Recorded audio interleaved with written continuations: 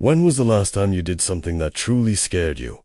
Something that made your heart beat faster and your hands shake a little? Something that reminded you that you are alive and that your potential is far greater than the small life you might be living right now? Think about that for a moment, because that question is not just a question, it is a mirror. And most people look away from mirrors like that because what they see is uncomfortable, because what they see is a person who had dreams once, who had fire once, but who somewhere along the road decided that playing it safe was the smarter choice, that waiting for the right moment was the wiser move, and that one day, everything would fall into place. But here is the truth that nobody wants to say out loud. One day is not a day of the week, and the clock on the wall does not care about your excuses, or your fears, or your plans that never became actions. Welcome, my friend.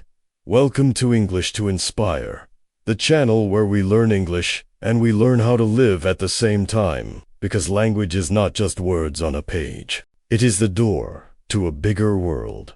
And today we are going to open that door wide together. If this kind of conversation speaks to your soul, if you feel that this is exactly what you needed to hear today, then take 1 second right now and subscribe, because this community is built for people who are hungry, people who are not satisfied, people who know deep down that they are meant for something greater. And today, we are going to talk about one of those people.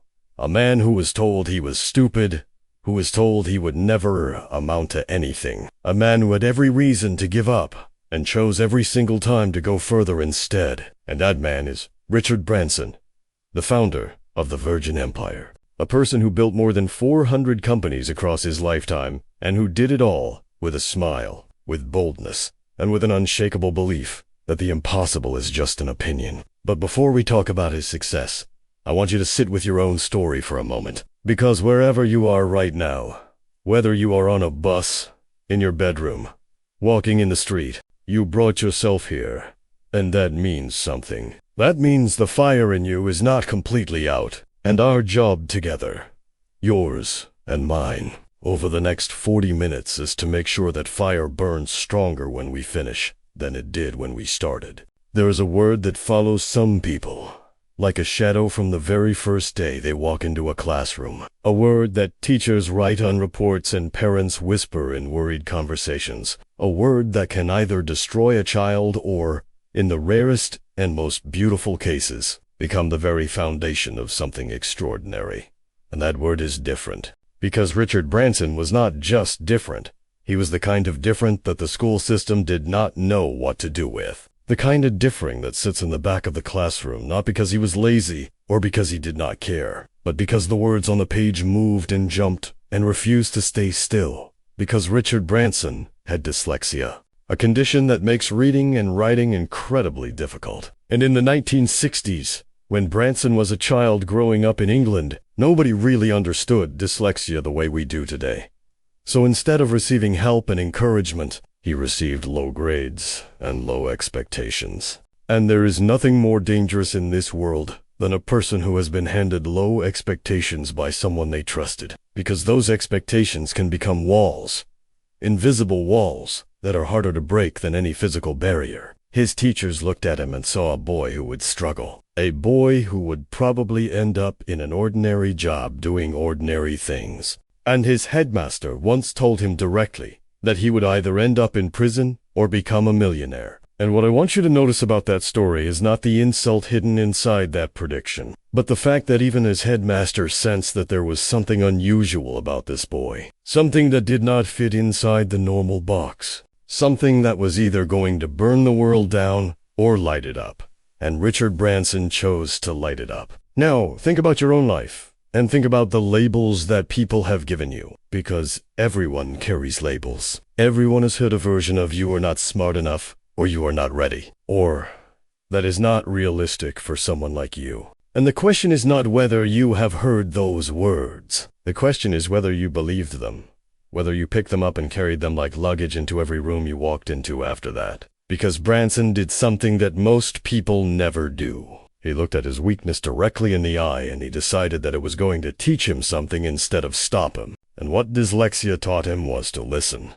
to delegate, to trust people, to simplify complex ideas into clear and human language. And those skills, those beautiful skills that came directly from his greatest struggle, became the engine of everything he built later. So the next time someone uses your pain against you, remember that pain has a purpose, and the purpose is to push you forward into the person you were always supposed to become. Imagine being 16 years old, sitting in a classroom that never understood you, holding a piece of paper that represents years of struggle and frustration, and low grades, and whispered doubts, and then making a decision that most adults with mortgages and responsibilities and decades of life experience would never have the courage to make. Because at 16 years old, Richard Branson looked at the school system that had failed him, and he made a choice that would define the entire trajectory of his life. He walked away. He dropped out, and instead of feeling shame or fear about that decision, he felt something that very few people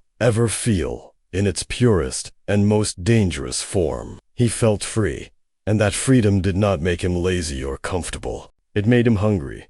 It lit a fire inside him that the classroom had been slowly suffocating for years. And the very first thing he did with that freedom was start a magazine. A student magazine called Student, not because he had money or experience or a team of professionals behind him, but because he had something that is rarer and more powerful than any of those things. He had a burning idea and the audacity to act on it before he was ready. And that right there is the first and most important lesson that Richard Branson's life teaches us. Because the world will always give you a reason to wait. The world will always find a way to tell you that the timing is not perfect, that you need more preparation, more capital, more certainty. But the people who change their lives and change the world are never the ones who waited for perfect conditions. They're always the ones who started with what they had, where they were, with nothing but hunger and vision and an absolute refusal to be ordinary. Branson made calls for that magazine from a phone booth. He convinced real musicians and politicians and public figures to give him interviews. He sold advertising space with nothing but his voice and his belief. And when people asked him how he had the confidence to do all of that at 16 with no experience and no credentials, his answer was always some version of the same truth, which is that he simply did not spend very much time thinking about why it would not work. And I want you to sit with that for a moment, because that is not just a business strategy. That is a philosophy of life. That is a way of moving through the world that most people never access because they are too busy building cases against themselves, too busy listing the reasons why their dream is too big or too risky or too late. And the clock that does not care about your feelings or your fears, that clock is moving right now. It moved while you read that last sentence.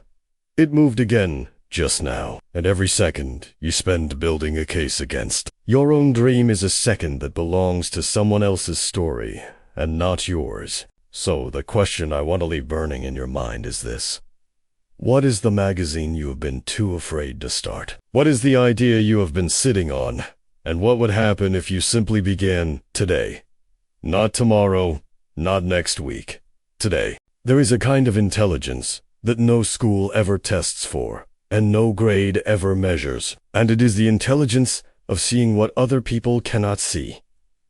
The intelligence of walking into a room and feeling the potential of something before it has become anything. The intelligence of looking at a person or an idea that the rest of the world has ignored or dismissed and saying with complete conviction, "Believe in this." And Richard Branson had that intelligence in abundance. And nowhere was that more clear than in the way he built Virgin Records. Because when Branson started his record label in 1972, he was not just starting a business. He was making a statement about the kind of person he was and the kind of world he wanted to build. Because the music industry at that time was dominated by large, powerful companies that had very specific ideas about what would sell and what would not, about which artists were worth investing in and which ones were too strange or too experimental or too different. And Branson looked at all of that caution and all of that calculation, and he did the opposite.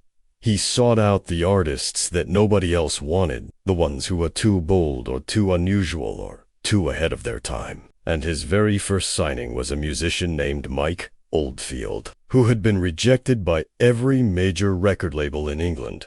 And the album that Branson believed in, an album called Tubular Bells, went on to become one of the best-selling albums in history and the foundation of an empire. And what I want you to take from that story is not just the business lesson, but the human lesson. Because how many times in your life have you been the Mike Oldfield? How many times have you shown your dream to someone and watched them shake their head? How many times have you been told that your idea was too different or too risky or too hard to understand? And how many times did you believe them? Instead of finding your own Richard Branson, instead of finding the one person or the one community or the one voice that would look at what you are building and say with fire in their eyes, "Yes, I see it. Let us go." Because here is what Branson understood that most people in business never learn. And it is something that goes far beyond music and far beyond commerce, which is that when you believe in people before they have proven themselves, when you give someone a chance before the world has validated them, you do not just change their life, you change your own. Because the loyalty and the creativity and the hunger that comes from a person who finally felt seen and believed in is the most powerful fuel that any organization or any relationship can run on. And Branson built an empire not on contracts and control, but on trust and belief, and the radical idea that people do their best work when they feel that someone genuinely wants them to win. And so, today, right now, I want you to ask yourself two questions, and I want you to answer them honestly. The first is, who in your life is waiting for you to believe in them, the way Branson believed in Mike Oldfield? And the second, and this one is the harder one, is who are you waiting for to believe in you? And what would it feel like to stop waiting and start believing in yourself instead? There is a moment in every person's journey where the dream stops being just a dream and becomes a war, where the thing you are building attracts not just supporters and believers, but enemies and obstacles and forces so much larger than you that the rational, reasonable, sensible part of your brain starts sending you very clear messages that it is time to stop, that you have gone far enough, that the giant you are facing is simply too big and too powerful and too well connected for someone like you to defeat. And Richard Branson met his giant in the form of British Airways, one of the most powerful and most established airline companies in the world. And the story of how he decided to fight that giant is one of the most important stories about courage and hunger and the refusal to be intimidated that the business world has ever produced. Because in 1984, with no experience in aviation and no obvious reason to believe he could compete, Branson launched Virgin Atlantic, a small airline with a single second-hand plane and an absolutely enormous dream. And British Airways, which at the time was a government-backed institution with enormous resources and deep political connections, looked at this young entrepreneur with his rock and roll attitude and his tiny operation, and they did not just ignore him. They actively tried to destroy him through a campaign that became known as the Dirty Tricks Scandal, where employees of British Airways were allegedly accessing Virgin's computer systems and poaching their passengers and spreading false rumors about the airline's safety. And when Branson discovered what was happening, he did not run. He did not quietly accept the situation. He did something that took a level of courage that most people will never be asked to find in their lifetime. He sued British Airways, a company with almost unlimited legal resources, in one of the most public and dramatic corporate battles England had ever seen. And he won. And British Airways was forced to pay damages and issue a public apology. And Branson stood in front of the cameras and the journalists, not with arrogance, but with a smile, always with that smile, because he understood something profound about the nature of fighting giants, which is that the giant is counting on your fear. The giant is betting everything on the fact that you will look at the size of the opposition and decide that the fight is not worth it. And the moment you decide that it is worth it, the moment you plant your feet and say, "I am not moving," something shifts.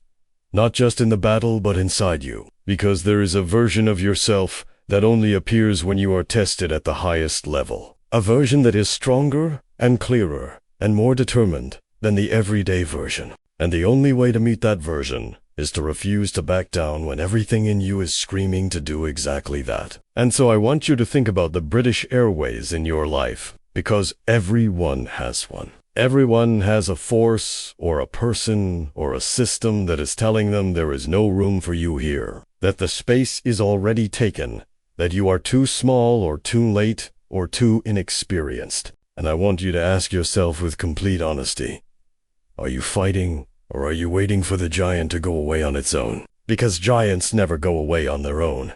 They only move when someone refuses to. There is a lie that our culture tells us from the time we are very young. A lie so deeply embedded in the way we think about success and failure that most people never even question it. And the lie is this, that failure is the opposite of success. That if you try something and it does not work, that means something is wrong with you.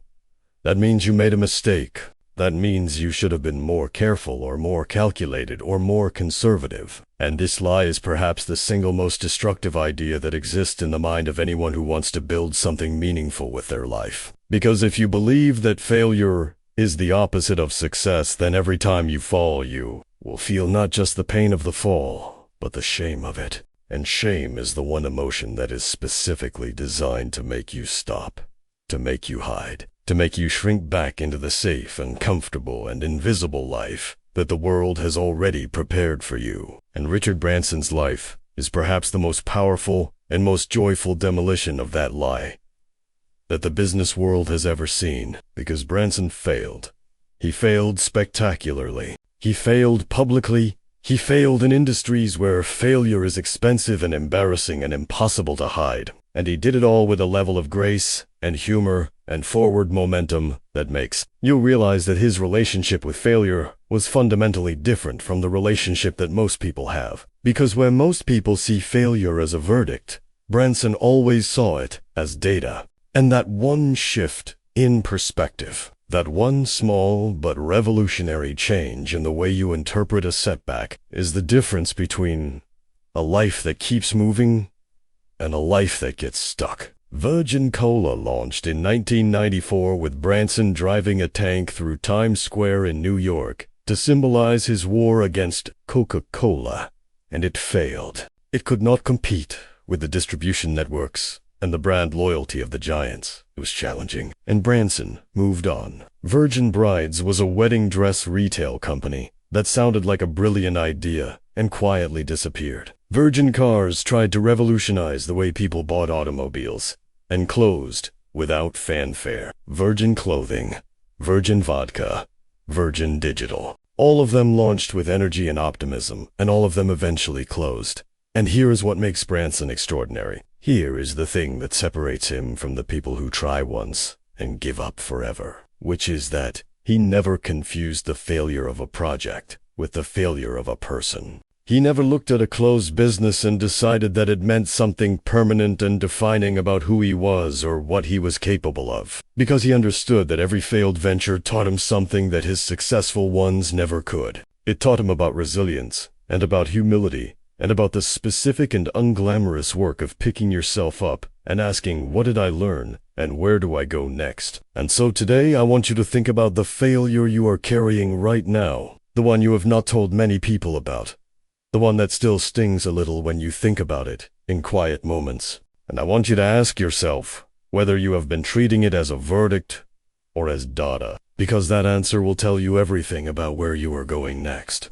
There is a certain kind of person in this world who is never truly satisfied by what is reasonable, who looks at the boundaries that society has drawn around human possibility and feels not respect for those boundaries, but a deep and restless and almost physical need to cross them. And Richard Branson is perhaps the purest example of that kind of person that the modern world has ever produced. Because the story of Branson is not just a story of a man who built successful companies. It is the story of a man who treated his entire life as an adventure, as a canvas that was always too small, no matter how much he painted on it. And nowhere is that more visible than in the two moments that define not just his biography but his character, at the deepest level. The first being the purchase of Necker Island, and the second being his attempt to cross the Atlantic Ocean in a hot air balloon Because both of those stories tell you something about Branson that no business book ever could. They tell you what he looked like when there was no strategy involved, when there was no market research or profit margin or board of directors, when it was just him and a dream and the pure animal hunger to do something that had never been done before. Necker Island is a private island in the Caribbean that Branson bought in 1978 when he was still a young man with far more ambition than money. And the story of how he bought it is almost impossible to believe, because he negotiated the price down from $6 million to $180,000 simply through the sheer audacity of making an offer that no reasonable person would have made. And then he turned that island into one of the most beautiful and exclusive retreats in the world. Not because he needed the money it would generate, but because he needed the project. Because Branson without a project is like a fire without oxygen. It simply cannot sustain itself. And then in 1987, he did something that had nothing to do with business and everything to do with who he was at his core. He attempted to cross the Atlantic Ocean in a hot air balloon with a pilot named Perlin, and the attempt was dangerous in a way that is very difficult to communicate in words. Because hot air balloon technology at that scale had never been tested. Because the weather over the Atlantic is brutal and unpredictable. Because the margin for error was essentially zero. And Branson knew all of that, and he went anyway. And although the crossing ended in an emergency landing in the ocean and not the triumphant arrival they had planned, Branson emerged from the water not defeated but already planning the next attempt. Because that is what obsessive dreamers do. They do not measure success by whether the landing was clean. They measure it by whether they had the courage to take off in the first place. And I want you to think about that standard for a moment, because most of us are waiting for guaranteed landings before we are willing to take off, and the only people who ever cross oceans are the ones who accept that the landing might be messy and go anyway. There is a question that sits at the heart of every organization, every team, every family, and every relationship that has ever existed. And it is a question that most leaders never ask out loud because the answer makes them uncomfortable. And the question is this: do the people around you feel like they matter? Do they wake up in the morning and feel that the work they are doing is seen and valued and connected to something larger than a paycheck? Do they feel that the person at the top of the structure they are a part of is genuinely invested in their growth and their happiness and their potential? Or do they feel like pieces on a board that can be moved or removed depending on the needs of the strategy? Because the answer to that question determines everything. It determines the quality of the work and the loyalty of the team and the creativity of the ideas and the resilience of the organization when things get hard. And Richard Branson built 400 companies on a philosophy that most traditional business schools would have called naive and impractical and dangerously idealistic. And that philosophy can be summarized in one sentence that Branson himself has repeated in dozens of interviews and speeches and books across his entire career, which is that if you take care of your employees, they will take care of your customers. And if you take care of your customers, your business will take care of itself. And what I want you to understand is that this is not just a management theory or a human resources strategy. It is a statement about the fundamental nature of human beings and what they are capable of when they feel genuinely respected and genuinely free. Branson was famous for learning the names of everyone who worked for him, for answering letters from employees personally, for creating a culture at Virgin where people felt that their ideas were welcome and their voices were heard and their failures were not punished but examined and learned from. And he once said that he never thought of himself as a businessman first. He thought of himself as someone who was trying to build something that people would be proud to be part of.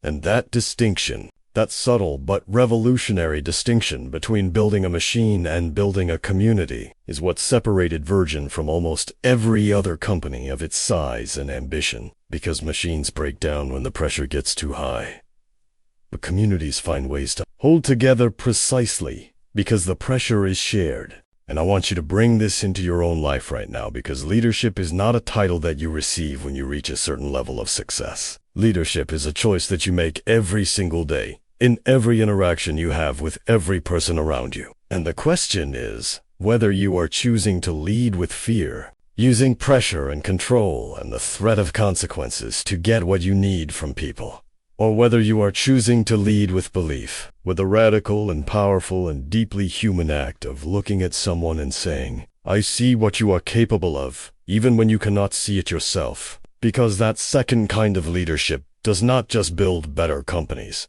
it builds better human beings. And the world right now, in this moment, needs more of those than it has ever needed before. There is an age that lives in the imagination of most people like a wall, a point on the timeline of a life where the voice of society gets very loud and very specific about what is still possible and what is no longer appropriate to pursue, where the message becomes clearer and more insistent that it is time to slow down and be realistic and accept that the season of big dreams and bold moves and terrifying leaps of faith has passed.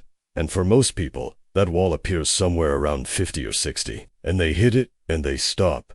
Not because their body forced them to stop and not because their mind ran out of ideas, but because the accumulated weight of other people's expectations finally became heavier than their own hunger. And then there is Richard Branson, who at the age of 71 strapped himself into a rocket-powered spacecraft called Via, built by his company Virgin Galactic, and flew to the edge of space, becoming one of the first private citizens in history to reach that altitude on a vehicle that his own company designed and built. And I want you to sit with that image for a moment.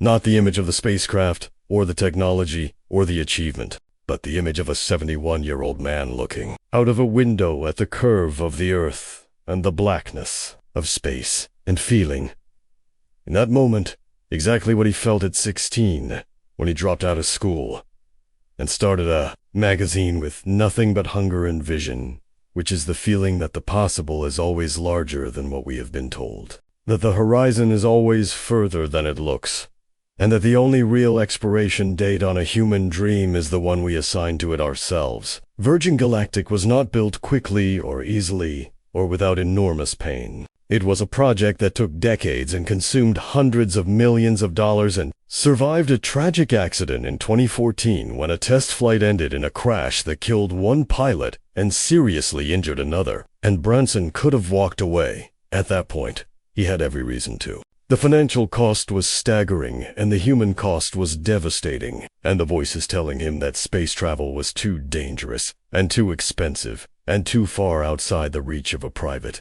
company were louder than they had ever been. But he did not walk away. He went back to his team and he grieved with them, and he asked what they needed, and then he said, we are going to do this, right? And we are going to do this safely, and we are going to finish what we started. Because that is what people who are driven by purpose, rather than by comfort, do when they face the worst possible version of failure. They do not treat it as a reason to stop. They treat it as a reason to be more careful and more committed and more intentional about every single step forward. And so I want to ask you directly and without any softness, what is the space program in your life? What is the dream so large and so audacious that even you sometimes laugh a little nervously when you think about it? What is the thing you have been telling yourself is too big or too late or too impossible? Because Branson went to space at 71, and the clock on your wall is still moving, and the only question that matters right now is what you are going to do about it. There is a moment that comes in every person's life, and it does not announce itself with fanfare, or with drama, or with any of the theatrical signals that we have been trained by movies and stories to expect from important moments. It comes quietly, sometimes in the middle of an ordinary afternoon, sometimes in the silence after everyone else has gone to sleep, sometimes in a conversation with a stranger, or a song that hits differently than it should, or a story about a man who was told he was stupid and built 400 companies anyway. And in that moment, something inside you shifts. Something that has been sleeping wakes up. Something that has been whispering starts to speak at full volume.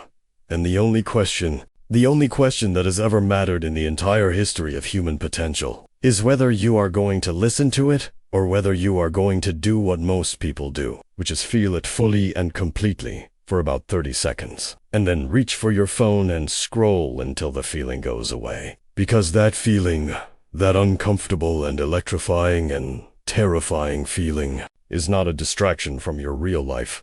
It is the invitation to it. And Richard Branson's entire existence is proof that the invitation is always there, that it does not expire, that it does not care how old you are or how many times you have failed or how many people have told you that you are not the kind of person that things like this happen to. Because things like this happen to exactly the kind of person who decides, in one quiet and unremarkable moment, that they are done waiting. You have spent the last 40 minutes with a story, and I hope it was not just entertaining.